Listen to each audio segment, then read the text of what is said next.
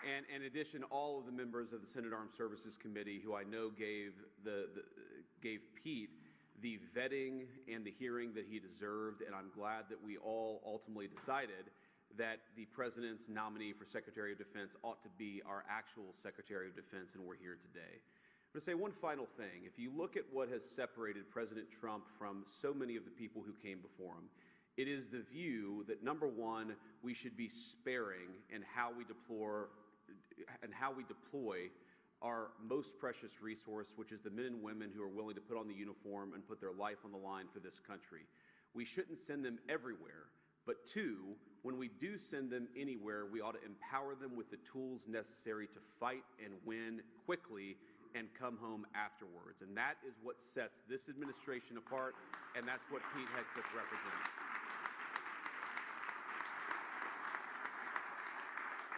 Now, finally, I, of course, have to thank the nominee himself. Pete, thank you for being willing to put yourself out there. I think you've shown yourself a man of deep character and of resolve over the last few months.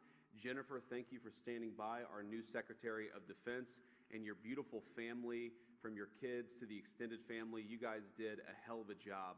We're proud of you, and we're glad to have you in Washington as we work to make America great again. So with that, let me administer the oath of office.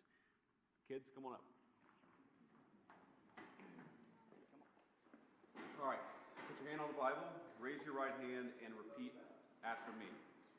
I, Pete Hegseth, do solemnly swear that I will support and defend the Constitution of the United States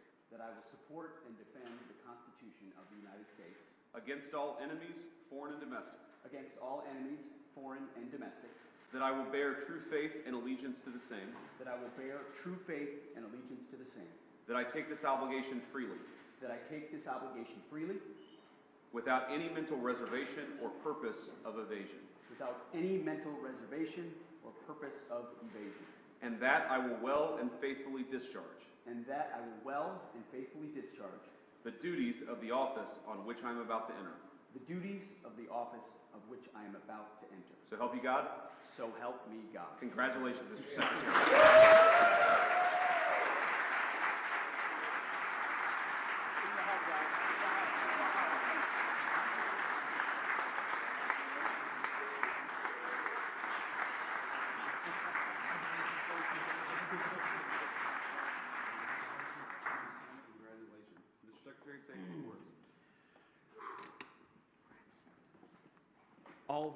All praise and glory to God. His will be done, and we're grateful to be here. And as I said in my hearing, it was Jesus and Jenny. I would not be here without you, sweetheart. Thank you so much. I want to thank the President of the United States, our Commander-in-Chief, Donald Trump. We could not have a better Commander-in-Chief than him. It is the honor of a lifetime, sir, to serve under you. We look forward to having the backs of our troops and having your back in executing peace through strength, in putting America first, and in rebuilding our military. Mr. Vice President, thank you for breaking the tie.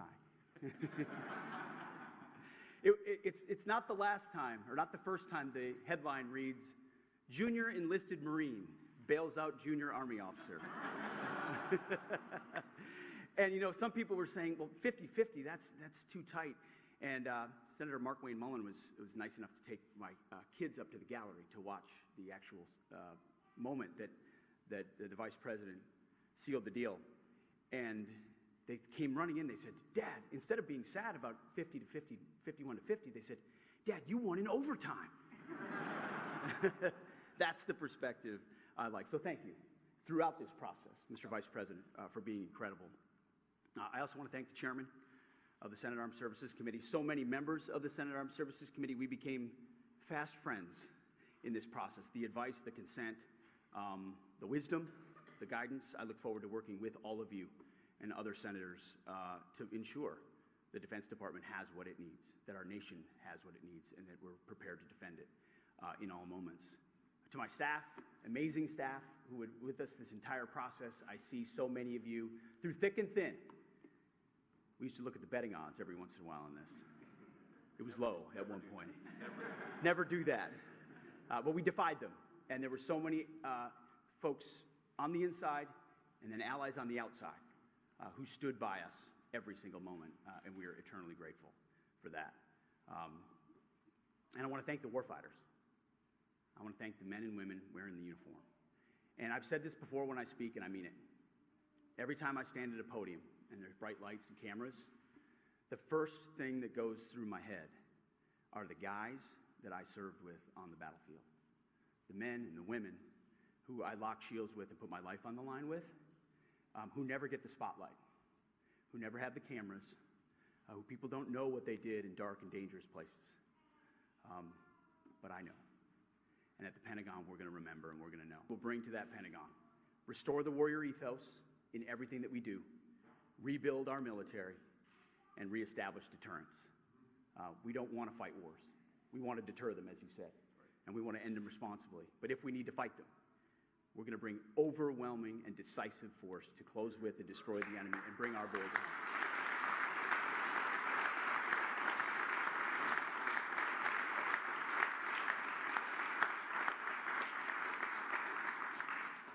And to my other family that's here as well, who I love,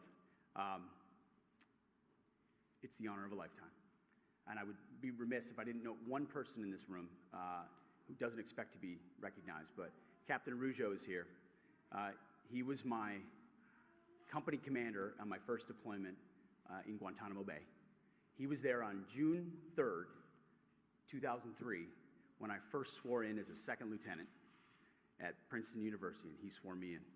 And I wanted to make sure he was here today with me as well. Thank you very much, sir.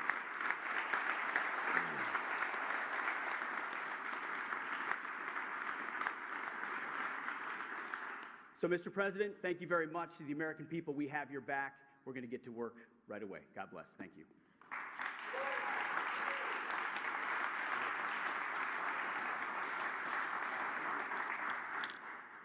All right, I guess that's it. Any questions?